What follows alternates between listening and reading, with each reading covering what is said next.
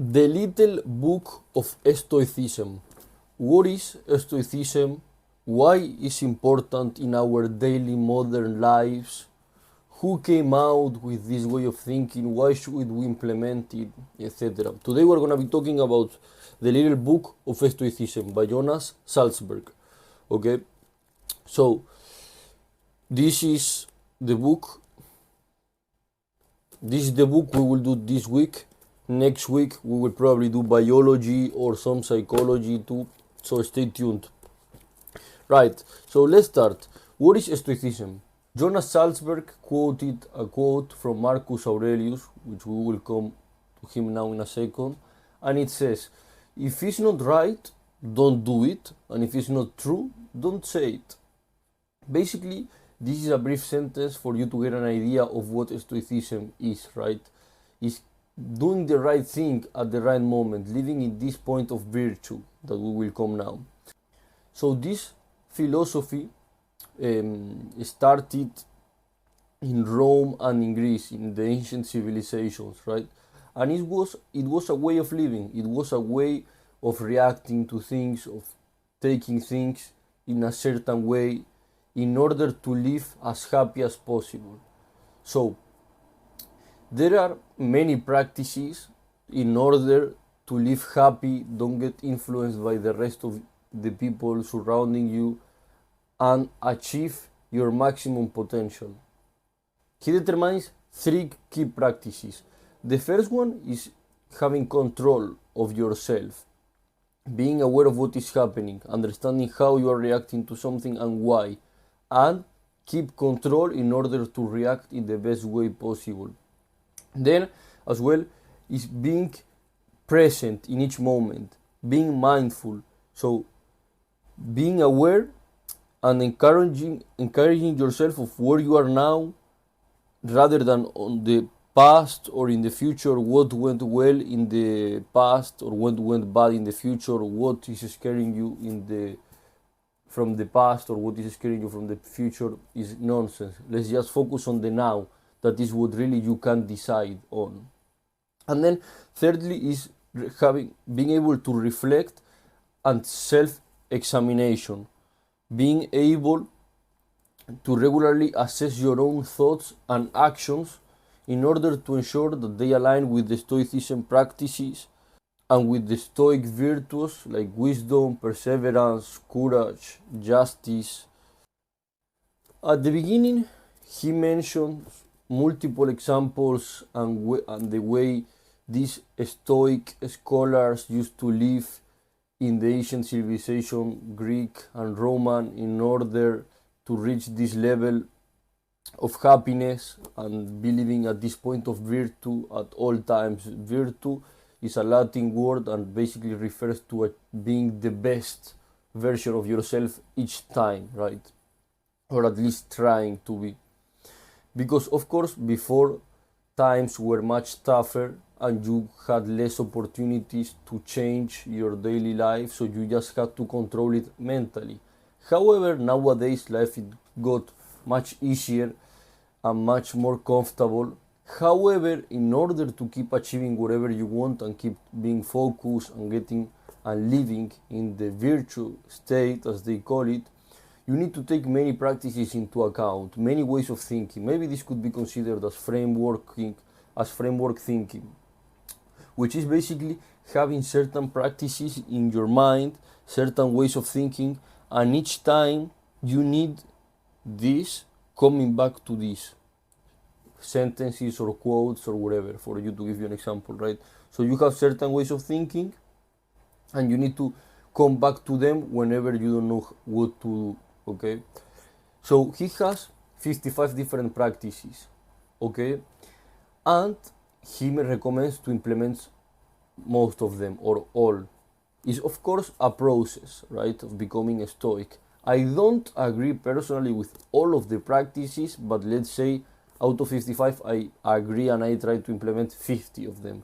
This book is a great book. I think it's my favorite book in terms of how it changed the way that I think, the way that I live, the way that I really great book. Personally, I recommend everyone to read it. I loved it. So it was hard to choose because there were many practices that I like and helped me, but I got my the be, like I got my favorite 10 to show with you guys, and as well you can find some in the summary that I will provide in the description. So let's get to it. Firstly, I chose practice number 3, which is what stands in the way becomes the way. So this main idea is that difficulties and challenges in life are only obstacles if we make them so. So it depends on how we look at these challenges that we can see obstacles and get blocked, or we can see opportunities and make progress, right? Sometimes there are things that happen in your life that they are not dependent on you. They depend on your surrounding, on your environment, or the people around it. It's you who see each of these obstacles as a challenge or as an opportunity. It depends on how you react to it and how you see it. Let me give you an example. You are walking on the street and a driver is looking at his phone or whatever, and he gets close of hitting you with the car. You have two options. First one is getting angry and mad for the rest of the day and saying blah blah blah, why this guy did this to me, damn people all around. Second option is saying, okay, this wasn't dependent on me. I need to say thank you because I'm still alive and he didn't hit me. This is an example, two ways of thinking. Or let me give you an example. You are working somewhere and one day your boss says, you need to leave, we have too many employees, like Elon Musk did with his employees at X or Tesla or whatever. You have two options. Either take it as a obstacle, a challenge, it's really bad. Or second option is not dependent on you, is dependent on a decision made by someone else. Which options do you have available? Okay, now I have the option to do what I really wanted to do, which was moving to this country and doing this, or trying something new. You need to change the way you see things, especially when there are factors that are not dependent on you. You have control to a certain extent. Then the second practice that I really liked is number 5 on this book, and is contemplate your own death. This made me actually being aware of how lucky I am and how happy I am of being alive and being able to enjoy, being able to be with my friends, being able to enjoy from basic pleasures, right? Just think about it. And you need to think about this and being aware of who you want to spend your time with as well, and appreciate your life and loved ones more. You don't know when is your last day. You don't know when is the last day of the people surrounding you. You don't know when is the last day of anything. So you just need to be happy and be grateful, especially because when you're grateful, you're happy. Even though there is people that have things that you want or you may not have, there is always something in a worse situation than you. So you should be grateful of the things that you have that other people don't have, at the same time as you work to get what you don't have. But being grateful is a must for being happy, because even though if you are in a bad situation, there is always someone that is in a worst case scenario than you, and if you had that scenario, you would do whatever you can to be in the scenario that you think is bad, which may be bad, but there is always somewhere in a worst case. So being able, having the privilege to precious the fact to be alive, to breathe, to think, to enjoy, to love. Then as well, it will as well being able to make the most of your days, thinking you need to be grateful of the opportunity you had. How can you make the best out of it?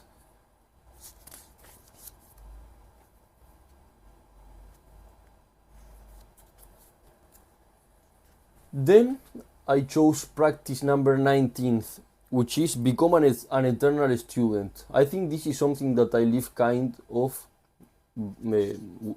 something that I follow always. So it's important to take a day off from work every now and then, but not a day off from learning. You must be always learning, every day going to sleep with something new. Doesn't matter what it is about, if it's a sport, love, happiness, wealth, health, whatever. But every day you need to go to sleep learning something new. The more you learn every day, the more exponential is gonna be the learning curve.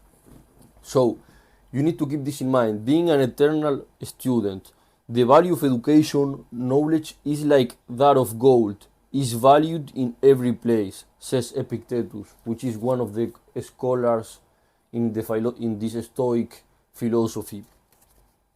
And then it says, as warriors of the mind, we must go out and actually live out what we've learned. Because you can read 1,000 books, but don't put into practice any of them. Okay, it's good, at least you read, you understood them and everything, but if you don't really apply the knowledge that you have, it's kind of useless, right? Then I want to move to practice number 22, which says, your judgment harms you. So, if you're pained by any external thing, it's not this thing that disturbs you, but your own judgment about it. And it is in your power to wipe out this judgment now. This was a quote by Marcus Aurelius. And it actually makes a lot of sense, because let's think about it. Many times, let me give you a simple example. You wore some clothes to a school or to a ceremony or whatever, and you thought you were looking great, you were looking perfect. However, maybe half of the people that saw you thought you were dressing like a clown. But yourself, in your mind, you were thinking you were dressing great. So it's your own judgment that makes you think this. And it's the same the other way around. You may be thinking that the way you are doing something is horrible, but everyone around you is thinking, wow, what he's doing is great. But maybe they are not telling you. And your own judgment, what you are thinking of yourself, is what is really harming you, right? So it's important to control your self-judgment and as well get some feedback as people around you, because it's always good to see what other people think, not just to change or modify it, but maybe to adapt the way you do things, etc. So this is a good one as well, because it helps you to control the way you feel.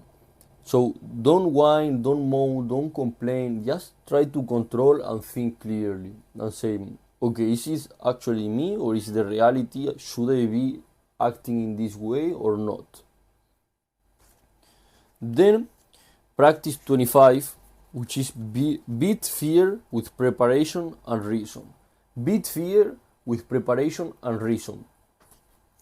So what we fear will often not happen in reality, but our imaginary fear has real consequences. We are held back by our fears. We are paralyzed by what isn't real.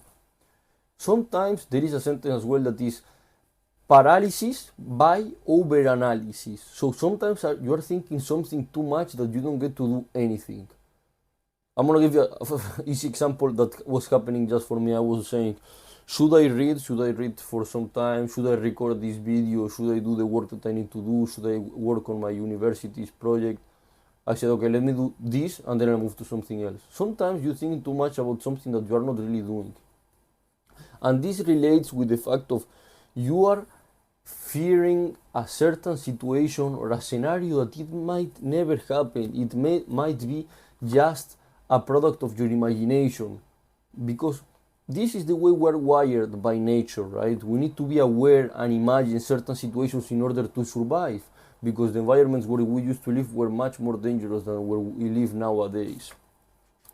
Therefore, instead of adapting ourselves to present circumstances, we send thoughts too far ahead, and this makes us be living in the future instead of in the present. It's of course important always to have in your head a future plan, what you want to do in the future, but right now is the present. So don't get preoccupied, like overwhelmed or overthink in something that might never happen. So the best way to deal with this type of thinking, with this overthinking, getting worried for something that might never happen, is to deal with thinking. Think about it rationally, calmly, and often until it becomes familiar. So just think about it and say, okay, how likely is that this happen? Why? Is it actually going to happen? What can it happen if this scenario comes? Are there solutions? Is it that bad as I'm thinking? Is it really going to happen? How can I avoid it? There are different ways of thinking, but it's important to think about it calmly, rationally. And with this, I want to link it with another practice, number 34, that is the bird's eye view. And basically, is seeing everything from a bird's point of view, seeing it from the top. So just think and close your eyes and imagine yourself in your own, where you are right now. I'm here sitting in London, my house. So I get out of my house, I see everything from up. I keep going up till I see the full city, the full country, the full ocean, until I see the world. And then you come to see how big is the deal you are getting super worried about. Let's just be realistic. Of course, there are things that we don't like, that we prefer there will be another way and everything. But sometimes we give too much time for this. And this is related with the equanimity game that I will come now, practice number 28. So just see everything from a bird's point of view. Go up and think everything. How big is the problem in comparison to reality? Because sometimes we get in a bubble and we think, oh, this is really bad, blah blah blah, this is gonna change my life, etc., etc. And then just think, what are real problems? Real problems is not having food in your house, someone died in your family. These are real problems. You have a terminal disease. These are real problems. But not your girlfriend broke up with you or whatever. Or you can't buy certain things. These are not real problems. So just see it and look at it from a up point of view, from a bird's eye point of view. And the equanimity game, practice 28, is basically giving the importance to things that they need. So not giving huge amount of importance to things that are not really that important. Like there are scenarios that are not dependent on you, they are dependent on external factors like people, environment, weather, whatever. So, okay, something you don't like, okay, understand it, integrate it in yourself and think, okay, this didn't happen, why? What is the reason? Okay, I can be mad, I may dislike it, but you can't be 1 week thinking about the same thing on one full day, depending what the problem was, because it's useless. It's just a waste of energy. You waste time. So give the proper importance to the things that they really need. Don't give over importance or extra weight to things that don't need this. Then I wanted to talk about practice 29, which is called the anti-puppet mindset. And it says, we get jerked around by external things and unquestioned impulses all the time, like puppets. We let someone else pull the strings and dance to their liking. So sometimes, again, we get affected by what other people do. So instead of getting jerked around by what happens in the uncontrollable world outside, we should be guided by deep values. No matter what happens, we stick to our values of tranquility, patience, kindness, acceptance, justice, and self-discipline. What all the values that the Stoic philosophy brings to us. So, even though sometimes, as I mentioned before, there are many external factors affecting our path, affecting the way we are going, we cannot get super mad and complain and waste time because of this. This is not controlled by us. We can't decide on this. Just cut the strings from the puppet and take action. Be responsible of what you need to do and what you don't. Take responsibility understand what is happening. Do I really need to be like acting like this because someone did this, or it's raining and I need to do my birthday? No, this wasn't your fault and you couldn't do anything to change it. So let's just take it in a positive way. Okay, I'll celebrate my birthday tomorrow, or maybe I should do it indoors and it end up being 10 times better. It's all about attitude, it's all about in your brain, it's all about how you perceive things that really change how they affect you. If you take all of these practices in your head and keep them in mind when a situation arises, you will be unstoppable. You will have really big control of yourself, and you will be able to be much more efficient and much more effective in everything, because you're not gonna let people and factors around you drag you down.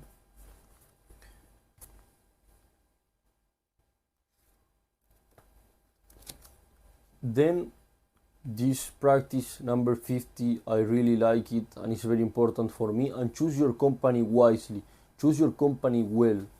Who is the people that you are hanging out the most? Most of the people, they say you are an average of the 5 people you spend the most time with. Some people may don't like this, but it's the reality. If you hang out with 5 nerds, you're gonna be as the nerd number 6. If you hang out with 5 killers, you're gonna be the 6th killer, and so on. So, because if the people you hang out with is the people you feel more comfortable with, and you're gonna adapt to the way they think, the way they do things, and everything. So, if you really hang out with really smart people, with people thinking, doing proper things, following a Stoic mindset, training, working hard, you're gonna do the same, because they are your friends and you wanna keep hanging out with them. So in order to keep hanging out with them, you need to keep having the same way as them. So if our companions are dirty, we might get dirty as well. This is what Epictetus said. We adapt to the people that surround ourselves with. Associate with people who are likely to improve you, and spend less time with people who is always complaining. Complaining is a great disease. If you hang out with people that is always complaining, you're gonna be complaining as well. There is no point in complaining. Why you complain? It's useless. Me, every time I'm thinking and complaining about something, I barely complain, to be honest. But if sometimes I'm thinking and complaining, I say like, why am I complaining? Like, it's useless. It's just a waste of time. Why I'm going to complain? These are the cards that I'm dealt with. I just need to make the best use of it. That's it. You can't complain. You don't have food, you don't have a father, you don't have whatever. This wasn't chosen by you. These were the cards that they were given to you. So just make the best out of it. Complaining is just gonna keep pushing you down. However, if you decide to be responsible and go and keep working hard and continue, you will feel much better.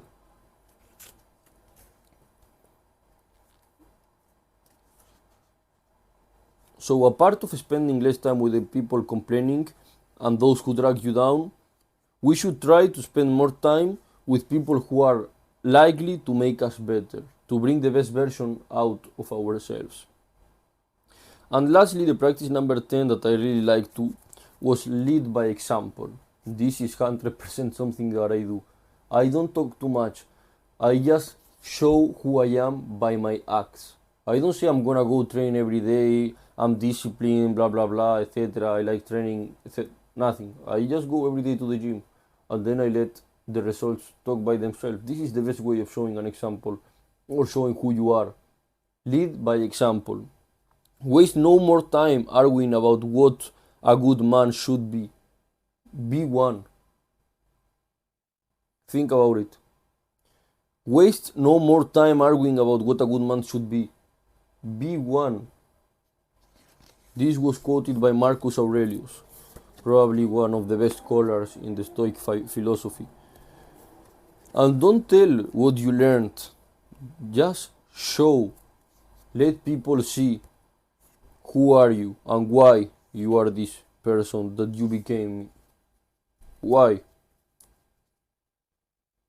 It's useless speaking most of the time. You can say, I'm a great fighter, I know how to fight, I'm the killer in my neighborhood, whatever. But you didn't hit no one, you didn't win any fights. Who cares about what you say? However, if you don't say anything and you just keep beating people up, people are gonna know that you know how to fight and that you are dangerous. So just try to be the best version of yourself and have control of yourself. When you see how much you learned from the Stoic philosophy is when you are in certain situations that you need to come back to this framework thinking. For example, someone is trying to make joking with you, someone is trying to make you feel bad, or factors that surround your life, like the environment or whatever, and they change your path, they change your routine. That's it. You can't do anything. You can't do anything. This is a reason, for example, why I don't really follow football or sports. And if I follow, I don't really get emotionally controlled by the results.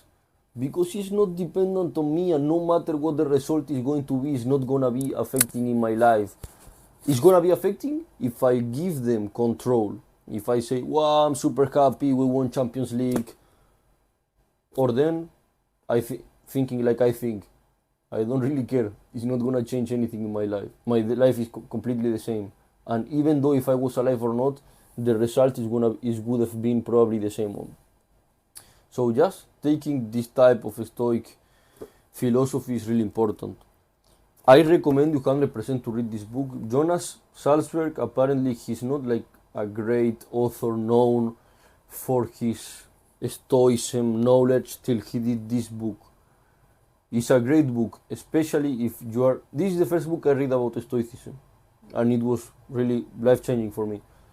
Even though I already followed kind of some practices from before, it was really good to read it and understand the philosophy and the benefits of it. If you want, I have the summary as a PDF in my bio. You just click the link and download the PDF, so you have access if you need it. I think it's something really important to read this book. I hope you like it. One more day, Podcast de Valentino. Next week, psychology, probably biology. We are gonna be talking about all types of books. I'm with some friends of mine as well in the future, different locations. Today I'm in London. Probably next week, I don't know where I'm going to be. But yes, moving all the time, non-stop. See you guys soon.